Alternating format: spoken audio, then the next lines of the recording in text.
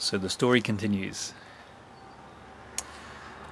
2.5 years after my first Art of Living breathing course,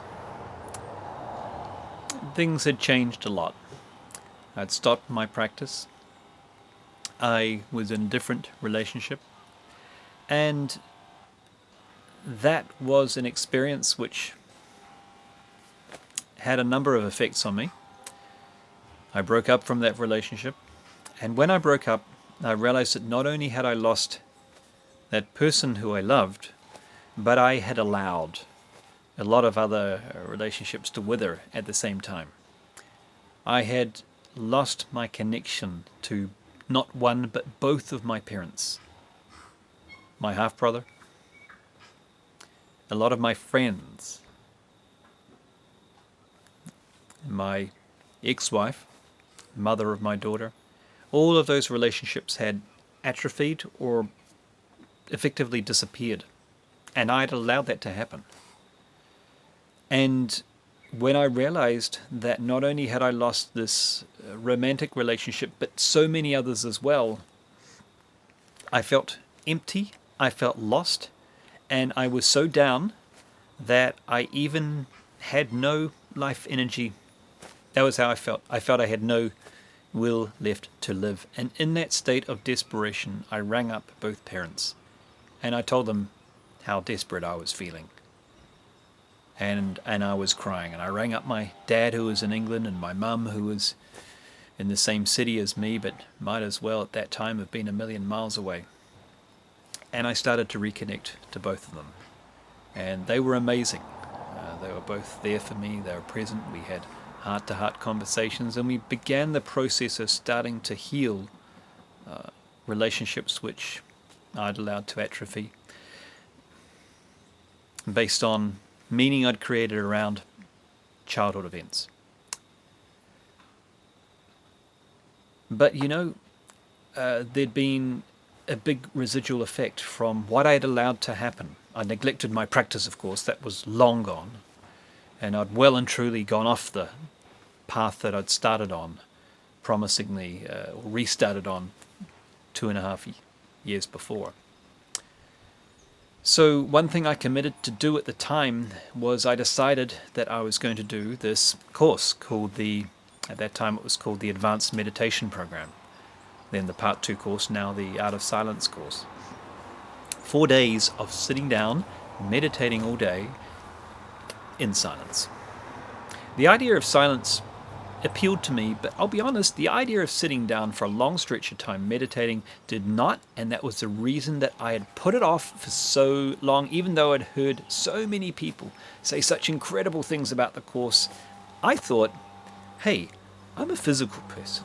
I like to get up and move and groove, and I like to, act and have fun, and I don't want to sit down all day. I can do that stuff when I'm older, when my body's no good for anything else. That was when I thought that I would do an advanced meditation program. But then life had got so painful that I said to myself, well, you know what? I'm in so much emotional pain. 4 days of physical pain cannot possibly be worse than that, and it has the promise of getting me out of this emotional pain. I sure don't have any other recipe, so let me try it. They say that people come to the spiritual path for different reasons. One of the reasons is when you are in pain. See, pain has a very important purpose. If it wasn't for pain, then people like me would probably not take steps to walk on the path. For me, it took the hand of pain to deliver me back onto a path which was good for me. And things had really got painful. I was having panic attacks, I was getting anxious, I had broken night's sleep, I had nightmares, I had negative thoughts most of the time, I was unable to let go of the past, of past hurts, I didn't know what to do about my feelings for this person that I'd separated with, and I could see no future for myself which was bright. That was my life at that time. So I go on this course, I go on this program. And the first big impression was the teacher. And I still remember as he came in white through the center of the room, and I was on the right-hand side, and it was as if he glided in, and I just felt this incredible presence, and I started to feel calmer just with him in the room. And then in his beautiful, soft, yet deep voice, he said, "Okay, let's meditate." And then the torture sessions began. And I was wriggling and I was jiggling every 5 minutes. I kid you not. And I was saying things to myself to excuse my behaviors, such as, well, clearly these other people here, they've been doing it for longer. Their bodies are made for meditation. Look at me, I'm too thin.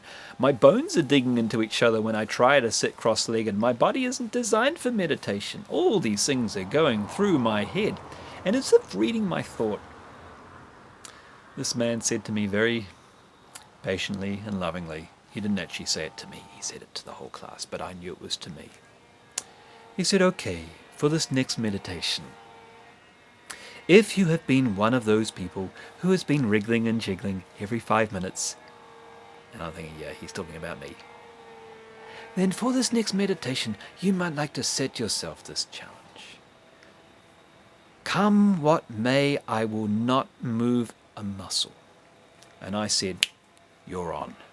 I'll prove to you that my body cannot accomplish this challenge you have issued to me." And so with that mindset, I was a tough nut.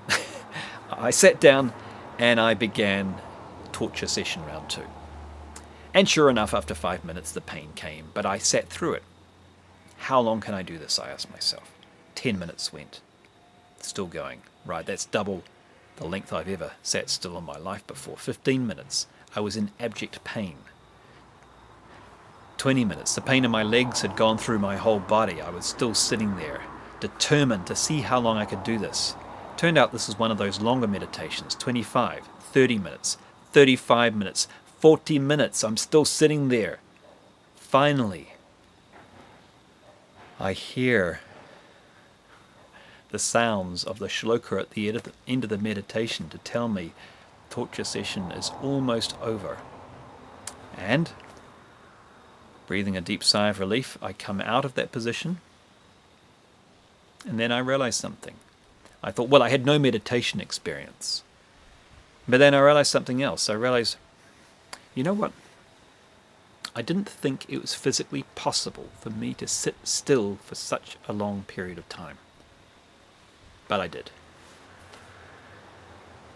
And fortunately, the thought didn't stop there. A second thought occurred. And that second thought was, can you guess? What else have I been telling myself it is impossible for me to do that I can do? And that one thought changed everything. Within 9 months, I'd started a company, which went on to be a very successful company, thanks to a lot of luck and a lot of grace. Within the year, I'd met the woman who became the love of my life, and who today I've been with for 16 years. We've been married for 14. We have 2 beautiful daughters together. And she's also an Art of Living teacher. Friendship started to blossom. Creativity started to come back. My mindset changed completely. The nightmares went. The panic attacks vanished and never returned. Negative thoughts turned into positive thoughts. I started to smile again. I started to feel happy again. I started to feel at peace again. But you know what? Something much more significant than that occurred on that course. Shortly after that meditation, we went through another meditation. And there were such beautiful experiences. I can share other stories another time. But the most significant thing that happened was on the second day, when for the first time in a long time I felt deep peace. And I remember during one particular meditation going into this void, and to start with being scared of the void, and then feeling at peace with it, at peace with complete nothingness. And I felt myself merging with nothingness. I feel challenged to even put it into words, but I felt at peace and I felt at rest, as if I was floating in infinity, in blackness, at total peace. And when I compare that and contrast that to how I was feeling just days earlier, it could not have been different. And the feeling of gratitude that I felt was, in fact, towards the creator of the advanced meditation program and the first breathing program I ever did. And I saw his picture up at the front of the room, the picture of Sri Ravi Shankar, Gurudev. And as if by some magnetic force, I felt myself standing up. And part of me was going, well, what do you think you're doing? I felt myself moving to the front of the room. And part of me was definitely thinking, what on earth you were doing? And then I felt myself bow down in front of this photo. And part of me was going, okay, I'm not even going to bother with you. You're totally lost now. But actually, I was found. I had found my master. And I didn't even know that I was looking. In fact, he'd found me. Through the maze that I'd created, the numerous times that I'd gone off the path, and never thought I'd find my way back. Somehow, he'd got through, and he'd found me. And I had tears in my eyes, and I surrendered 100%. And I knew in that moment, and I still remember that thought, I found my Guru. And the feeling was one of bliss, was one of reverence, was one of gratitude. You know, and it was the strangest thing in the world, because I never ever thought I'd have a guru. In fact, I was sworn against them, as you'll remember from a previous story, because both my parents had them, and no, that did not seed the thought. That makes me more likely. That made me even more rebellious in the other direction. So this is the most extraordinary thing that could possibly occur. In the tradition that I come from, the guru is not revered. The guru is seen to be a figure of skepticism. That we think that it's likely that person is fake, or that anyone who follows a guru has abandoned their free will and their intelligence and a big part of their self-agency in life, because that's the propaganda that generations of Anglo-Saxons like me have been fed very effectively. And years to come, I would retrace the footsteps of where those messages came from. The truly wonderful job that was done by the British in India, and my family, my ancestors were among them. There's a genetic karma there, including my great-great-grandfather, who was in fact the Admiral of the Navy, the Commander-in-Chief, the CNC, can you believe it, in India. So my family were amongst the colonizers, the colonizing forces. And so I know only too well a lot of the messages and where they come from, and the lengths that were gone to discredit the guru-disciple relationship. And yet here I was, doing the opposite of the recommendations of my forebears, and I'd found my master. And that point would prove to be the biggest pivot, because for the first time ever, my intellect was not running the show anymore. My intellect was still running the show a lot afterwards, but the start of the end. Not to say I stopped using my intellect. In fact, it became a great ally to me. But it was no longer in control of the ship. Other forces started to play an equal hand, and an even greater hand. Forces such as intuition, love, compassion, grace, sense of fun and reverence. Aspects which had been not part of me until that time started to burgeon up. And years to come, a man in New Zealand would come to me and say, 2003, what happened in your life? With a mystical smile on his face. And I told him the shorthand version of the story. And he said, yes, that was the pivot of your life, wasn't it? Until that time, your life was mainly one of pain, and after that point, it had as much happiness as it used to have pain, didn't it? And I said, you got it. That was the pivot.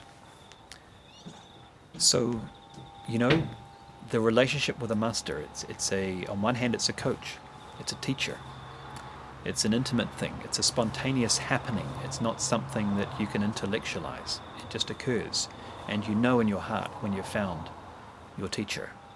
And from that point forward, your teacher carries you. It's not as if you follow the teacher or the teacher gets any great benefit from you following him. In fact, it's just more headache for that person. But he's actually following you, pushing you ahead, helping you become the greatest version of yourself. And now it feels like the most natural thing in the world. If we want to get good at tennis, what do? We get a tennis coach. And we want to get good at violin, we get a violin coach called a tutor. So if we need something for an activity as simple as tennis or as violin, then why on earth could we imagine that for something as complicated as and multifaceted as our own mind, and gaining dominion over this mind, that we could possibly hope to navigate our way through without a guide? It's a ludicrous thought, isn't it? Of course you need a guide, someone who's been there before, who can show you the path through the maze, who can show you where you're getting stuck, who can show you the blind alleys you've gone up, and who can guide you with compassion and love and infinite patience every step of the journey. And that has been my experience. And this life has not always been easy since then. It has certainly not always been without interesting moments and twists and turns, and it hasn't always been smooth, absolutely not. But what's been different has been that there's always been this backdrop of love and compassion ever since. I've always felt safe, supported, and more powerful than any event that can occur around me. And that's been the greatest blessing in the world. So that is a story of how I met and found my master. Truly the greatest blessing in my life.